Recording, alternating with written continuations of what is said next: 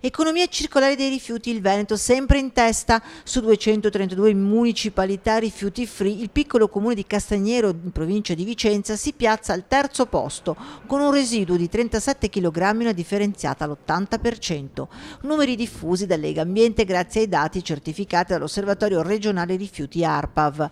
Per quanto riguarda i comuni sopra i 30.000 abitanti, se la Marca Trevigiana fa man bassa, in sesta posizione troviamo Schio con un rifiuto secco di 71,5 kg annuo per abitante e una raccolta differenziata che si attesta sul 74,6%. In posizione più bassa si piazza anche Lonigo con un residuo secco di 75% e una raccolta differenziata sul 65%. Per quanto riguarda i capoluoghi di provincia, Vicenza si piazza al terzo posto dopo Treviso e Belluno con 152 kg per abitante di residuo e una differenziata al 70%.